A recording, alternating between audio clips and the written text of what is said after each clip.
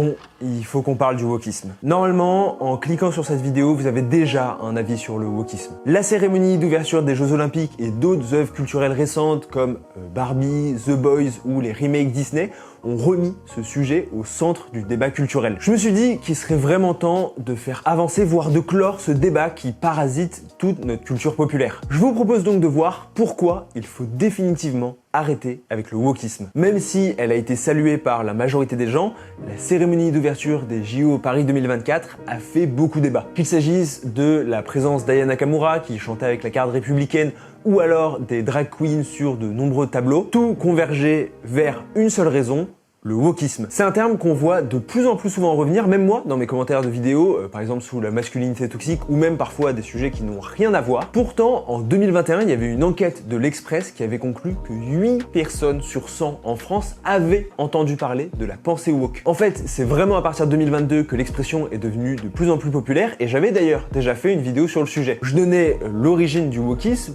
mais je me gardais de toute véritable prise de position, notamment parce que le phénomène était assez nouveau. Cependant, j'avais déjà souligné la difficulté d'observer cette idéologie dans les œuvres de la pop culture. Déjà, pour parler d'un sujet, il faut commencer par le définir. Le mot est issu de mouvements afro-américains avec comme étymologie le terme awake, à savoir être éveillé sur les causes et les différentes injustices. Pour le dictionnaire Le Robert, il s'agit d'un courant de pensée d'origine américaine donc, qui dénonce parfois de manière intransigeante les injustices et discriminations subies par les minorités. Mais il faut se dire la vérité, aujourd'hui le terme est avant tout péjoratif et utilisé pour critiquer et discréditer ce qui est vu comme des dérives du progressisme. Aujourd'hui, le débat est donc loin d'être réglé, au contraire, mais personnellement, je compte y mettre un terme de mon côté. Pour ça, j'ai lu énormément d'études et j'ai également lu La religion woke, un livre qui dénonce l'idéologie wokiste, et La panique woke, un autre livre qui au contraire dénonce cette dénonciation, ou en tout cas la contredit et la remet en perspective. Aussi, j'ai recueilli vos avis sur Instagram, parfois divergents, pour construire ma réflexion. Comme d'habitude, n'hésitez pas à donner votre avis sur la question en commentaire, tout en restant respectueux et en acceptant l'idée que,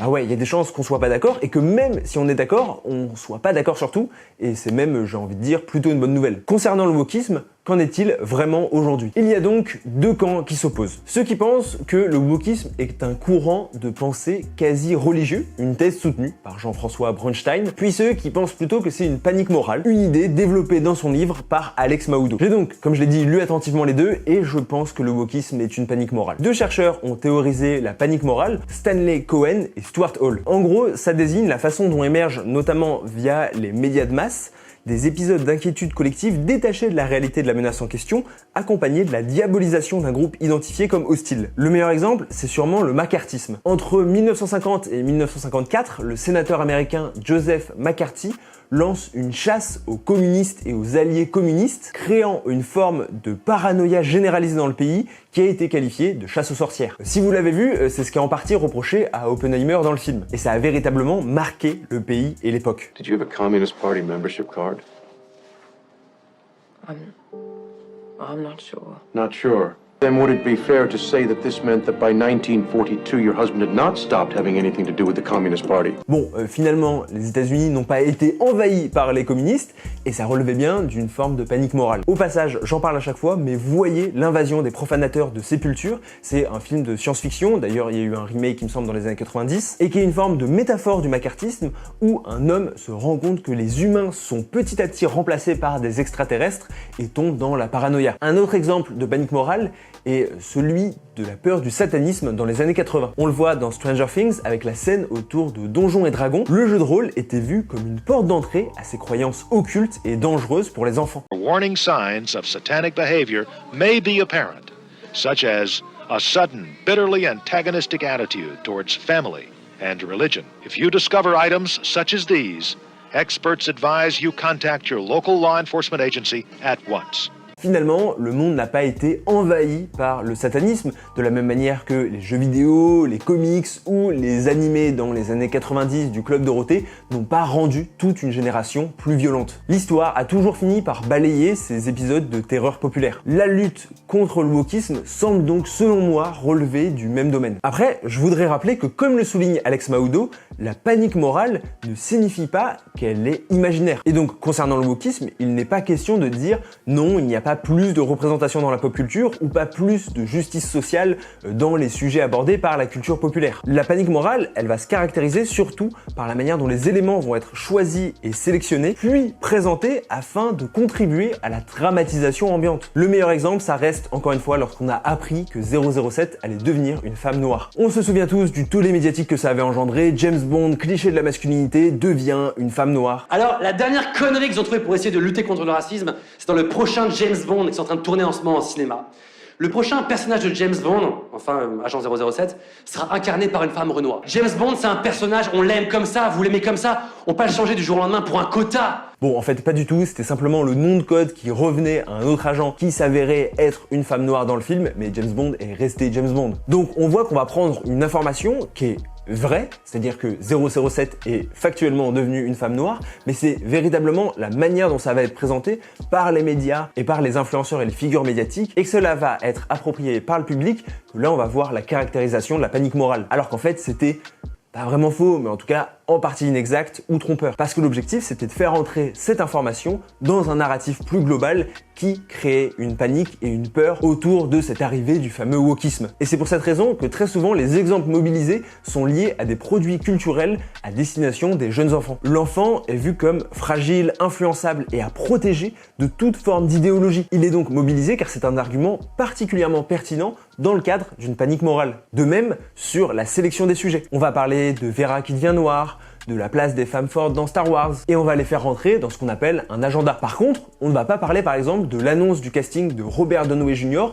en Victor Von Doom, un personnage des comics qui à la base a des origines roms, ni même du casting d'Elizabeth Olsen en Scarlet Witch, un personnage qui a également des origines romanichelles qui ont été complètement effacées pour le film. Les polémiques autour du wokisme, elles vont faire abstraction de ces informations et de ces faits contradictoires parce qu'elles ne rentrent pas dans l'agenda. La mise sur agenda, c'est un concept développé par Maxwell McCombs et Daniel Lewis Shaw. Pour les élections présidentielles en 1958, ils avaient montré une très forte corrélation entre les sujets abordés par les médias et les sujets de prédilection chez les électeurs dans un petit village ou une petite ville. Si on a l'impression que le wokisme est partout, c'est aussi parce que chaque commentateur et de nombreux médias, notamment réactionnaires, vont s'emparer des informations pour y appliquer cette grille de lecture. Cela vient donc nourrir la panique morale et renforcer ce prisme chez la plupart des gens, créant une forme de raisonnement circulaire. On est persuadé qu'il y a du wokisme car on en entend parler partout, et donc on se met à en voir partout, et donc on se met à en parler, etc. Un phénomène qui est aussi renforcé par le fait que personne ne se revendique comme tel. Il est donc techniquement impossible pour les woke de se défendre parce qu'ils ne se revendiquent pas et ne se reconnaissent pas dans ce terme. Par exemple, certains en commentaire m'accusent parfois d'être un woke ou un wokiste, mais lorsque je vois des gens se plaindre du wokisme et des woke, je ne me sens absolument pas concerné. D'ailleurs, vous le verrez, cette vidéo n'est pas là pour défendre le wokisme. Comme d'habitude, mon travail est complètement indépendant, autofinancé, sans placement de produit. Si vous voulez soutenir mon travail, et notamment cette vidéo, n'hésitez pas à la partager autour de vous, ça m'aiderait énormément, et surtout à vous abonner pour soutenir ma chaîne. Merci énormément à tous ceux qui me soutiennent. Mais donc, si, comme je l'ai avancé, il s'agit vraiment d'une panique morale, comment ça s'illustre dans mon sujet de prédilection, la pop culture? En effet, pour beaucoup, et probablement beaucoup d'entre vous, l'idéologie woke aurait envahi nos séries, nos films, ou même les artistes musicaux. Doctor Who devient une femme, puis est interprété par un acteur noir qui a joué beaucoup de rôles queer auparavant. Et les nains sont remplacés par des créatures magiques dans Blanche-Neige. Il suffit pour cela de voir le plus gros succès au cinéma de l'année dernière, Barbie. Le film, réalisé par Greta Gerwig, ne se cache même pas de vouloir promouvoir une idéologie féministe. Et donc, en critiquant les hommes et en tournant en dérision une partie du patriarcat, et forcément, Barbie s'est attiré les foudres d'une partie du public qui l'a accusé d'être woke. Single other woman tie herself into knots so that people will like us. You guys are clearly not doing patriarchy very well. No, no, we're doing it well. Yeah, we just hide it better now. oh. C'est intéressant parce que même sur cet exemple qui semble mettre tout le monde d'accord, je pense que n'importe quelle personne qui se dit contre le wokisme serait d'accord pour dire que Barbie est woke. Et j'ai vu probablement autant, si ce n'est plus, de féministes critiquer Barbie, notamment sur son idéologie et sur la manière dont le film traite du féminisme, que des anti-woke. Du coup, je me suis posé la question, lorsqu'une personne dit que le wokisme a envahi la pop culture, que ce film est trop woke ou que cette série est trop woke, de quoi elle parle vraiment? Et en discutant avec certains d'entre vous qui défendaient cette idée, J'ai cru comprendre que, finalement, le wokisme correspondrait à une prise de position autour de la justice sociale, mais de manière forcée ou maladroite dans les œuvres populaires. Encore une fois, n'hésitez pas à me corriger en commentaire si je me trompe. En tout cas, c'est ce que j'ai compris d'une partie des arguments anti-woke. Mais dans ce cas, pour moi, le problème ne réside pas dans l'idéologie supposée ou la volonté de laver le cerveau des gens, mais plutôt dans son exécution. Et donc, la qualité de l'œuvre. Oui, probablement que dans certaines séries Netflix, il y a des personnages qui sont peut-être plus là pour appartenir à un quota qu'autre chose. Ils ne servent pas l'intrigue et ont peu de développement, hormis leur appartenance à une catégorie bien précise. Mais donc, dans ces cas-là, le problème n'est pas que le personnage soit gay, noir ou, encore une fois, appartenant à n'importe quelle minorité. Le problème, c'est la qualité du contenu proposé. Quand un des autres gros blockbusters de 2023, Les Gardiens de la Galaxie 3, parle de la maltraitance animale, quand Avatar parle de l'écologie, ou quand Black Panther parle de colonialisme, on retrouvait des accusations de wokisme, mais beaucoup moins. Ni même pour House of the Dragon, la série préquelle de Game of Thrones, qui met pourtant énormément en avant des personnages féminins très forts. Si vous n'avez pas de problème à ce qu'effectivement il y ait plus de diversité dans les séries et les films, ni même de problème à ce que certains films et certaines séries défendent des idées de justice sociale, mais la manière dont c'est mis en scène ou incorporé au récit, utiliser le terme wokisme me paraît pas pertinent. Le terme wokisme et woke renvoie à une idéologie supposée, et non pas à la qualité d'une œuvre. Et je pense que vous serez d'accord pour dire que on peut tout à fait apprécier une œuvre, même en n'étant pas complètement en accord avec l'idéologie qu'elle prône. Bon, dans certaines limites, évidemment. Et donc pour moi, je pense qu'il vaut mieux critiquer le contenu pour ce qu'il est, prendre le temps d'expliquer pourquoi ces personnages sont mal développés, ou pourquoi son propos est mal amené et balourd. Évidemment que quand, dans Avengers Endgame, on a une scène avec tous les personnages féminins qui se retrouvent au milieu du champ de bataille et qui s'allient juste pour poser et pour montrer, regardez, on a des personnages féminins forts, c'est un peu lourd, ça peut même faire sortir un peu du film parce que ça n'a pas trop de sens que tous les personnages se retrouvent là, et il y a 1000 moyens beaucoup plus efficaces et même beaucoup plus intelligents de mettre en avant ces super-héros féminins que de simplement faire un plan en les mettant tous et ensuite laisser les 3 personnages masculins, Thor, Captain America, Iron Man, faire toute la scène finale et porter toute l'émotion. Mais le problème de ce plan, c'est pas qu'il est woke, le problème de ce plan, c'est justement que d'un point de vue cinématographique, il n'est pas forcément très bien réalisé. Et donc pour moi, il faut critiquer le plan pour ce qu'il est, pas pour une idéologie supposée. Parce que le même plan qui soutiendrait une idéologie différente, pour moi, il poserait toujours problème. Et il en va de même pour ceux, et vous avez été plusieurs à me dire ça, qui accusent quasiment les entreprises de faire du pinkwashing ou du queerbaiting, à savoir d'utiliser des thèmes sociaux et propres aux minorités,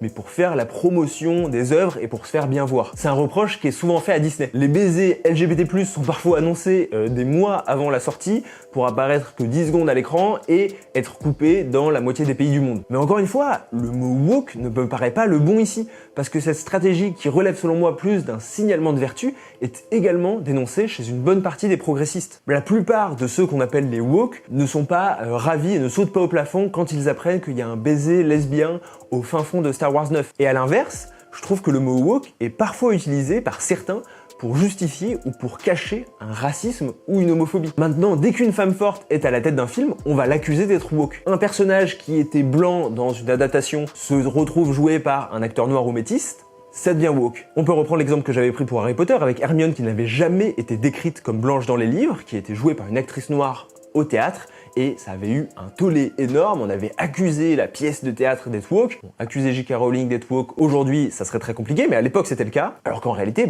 non, il n'y avait aucune raison. Et surtout que toutes les études montrent que la pop culture a longtemps sous-représenté ces catégories. Donc en fait, on assiste plus à un rééquilibrage qu'autre chose. Il suffit de voir encore une fois les films qui ont fait le plus d'entrées au box-office l'année dernière, ou même les séries qui ont le plus marché, ou même les artistes les plus écoutés au monde, pour se rendre compte que non, contrairement à ce que disent certains anti-wokistes, l'homme blanc n'est pas du tout en train de disparaître. Le danger me paraît beaucoup trop surestimé. Et pour moi, c'est en grande partie à cause des discours médiatiques qu'on entend sur le sujet, et notamment certains influenceurs, et j'aimerais leur répondre. Parce qu'en effet, pour beaucoup de créateurs de contenu français, voire même de certains journalistes français, le wokisme aurait donc envahi la pop culture, et cela se vérifierait notamment par une idée qui est selon moi pas du tout une preuve. Au contraire. Pour eux, de plus en plus de personnages deviennent noirs, les LGBT+ ont pris d'assaut l'écran, et ils soutiennent même parfois le slogan « Go Woke, Get Broke, à savoir l'idée que si jamais un film est trop woke, et ben le public ne suivrait pas, l'audience déteste le wokisme, et donc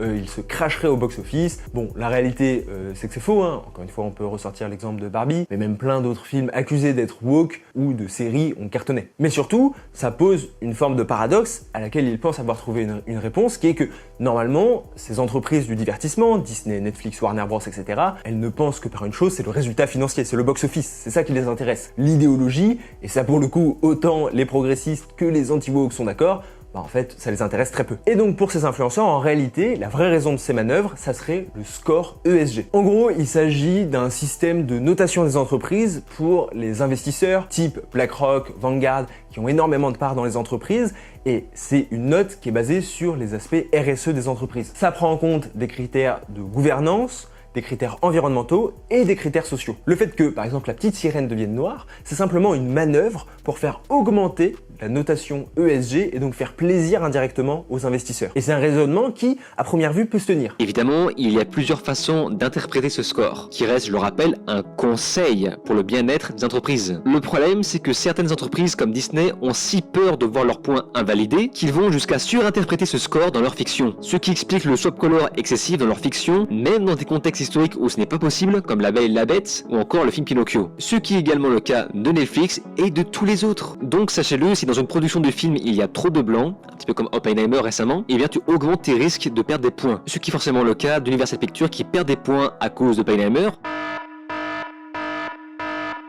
Mais vu que le film a cartonné au box-office, ils vont pouvoir s'en passer. En revanche, le film sera exclu de la meilleure récompense aux Oscars. But only one will take the award for Best Picture.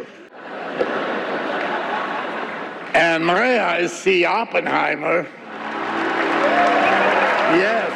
Mais en fait, c'est en grande partie faux, absurde ou au moins très exagéré. Déjà, une entreprise comme Disney ou Netflix, elle n'a pas tellement besoin de se soucier de ces indicateurs qui sont même pas reconnus universellement. Mais surtout, comme l'explique une spécialiste du sujet, les critères de représentation, notamment à l'écran dans les films, ils doivent représenter moins de 10% de la note au maximum. En fait, tout ce qui compte, c'est surtout les critères de gouvernance, à savoir est-ce que le conseil d'administration est vraiment indépendant, des critères environnementaux, à savoir combien rejette une entreprise, et même sur les critères sociaux, parfois c'est plutôt sur la formation des salariés, plutôt que est-ce qu'il y a de la diversité et des minorités à l'écran. Donc, si vous pensiez avoir trouvé la preuve ultime que le wokisme a envahi la pop culture et que ça s'explique pour telle raison, bah non, en tout cas pas celle-ci. Je le redis, on peut tout à fait critiquer les dérives d'un système de pensée, y compris progressiste, ou même des œuvres qui en feraient maladroitement l'apologie. C'est même plutôt sain. Mais trop souvent, on assiste avec la critique du wokisme plutôt à un amalgame consistant à agglomérer artificiellement différentes idées sans chercher à en comprendre le contexte, le sens ou la réelle explication. Et c'est marrant parce que les anti-woke ont souvent tendance à mobiliser George Orwell, et notamment en 1984, pour expliquer que notre monde serait en train de basculer dans une forme de dystopie. Mais sur le sujet, son texte le plus intéressant est probablement Politics and the English Language, où il revient sur la place du langage pour construire une idéologie dominante, une chose dont il parle déjà dans 1984 avec le fameux novlangue. Et donc dans cet essai, il affirme que le langage politique doit se composer majoritairement d'euphémismes, d'interrogations et de flou pur et simple. Pour moi, la sémantique autour du mot woke contribue à entretenir ce flou et à créer une opposition quasi fictive contre laquelle se battre. Ça rejoint aussi en un sens l'hypothèse Sapir-Whorf de linguistes qui ont théorisé le relativisme linguistique. Pour eux, nos représentations mentales, donc l'image qu'on se fait de la réalité, dépendraient de notre langage et de nos catégories linguistiques. C'est une hypothèse qui a été débattue depuis dans le champ académique, mais qui me paraît pertinente pour comprendre pourquoi l'utilisation du mot woke et de la sémantique autour du wokisme n'est pas du tout anodine. Utiliser le mot woke, pour moi, c'est participer à limiter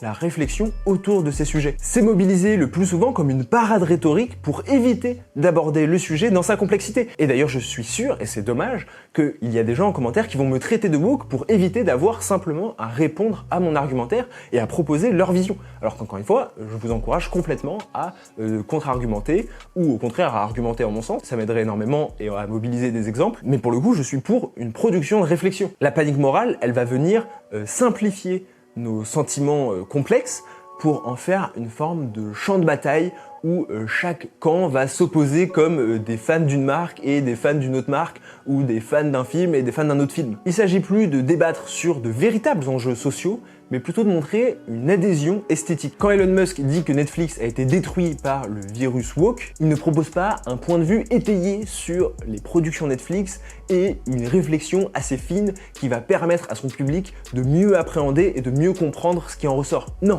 il se positionne dans un camp idéologique et politique en opposition à un autre. Alors, je pense que nous devrions définitivement arrêter de l'utiliser, quelle que soit notre position. Ceux qui pensent qu'effectivement, et c'est logique, il faut plus de représentation, il faut plus de diversité à l'écran, ne devraient pas l'utiliser pour ne pas donner de l'eau au moulin de cette panique morale. Mais même si vous souhaitez simplement critiquer les dérives marketing ou la piètre qualité du contenu en lien avec une idéologie de la pop culture, il vaut mieux utiliser des termes comme signalement de vertu ou de faire une véritable critique de ce qui est proposé. Car, comme j'ai au moins tenté de vous le démontrer, l'utilisation du mot woke va participer à une panique morale et donc empêcher tout travail réflexif sur la pop culture. Et je pense que personne ne souhaite cela, au contraire. Enfin, j'espère. Voilà, en tout cas, j'espère que cette vidéo vous aura intéressé, que vous aurez trouvé des pistes d'analyse intéressantes, que vous soyez d'accord avec certaines ou au contraire en désaccord avec d'autres. On se retrouve très bientôt pour une prochaine vidéo. C'était Adam Bros.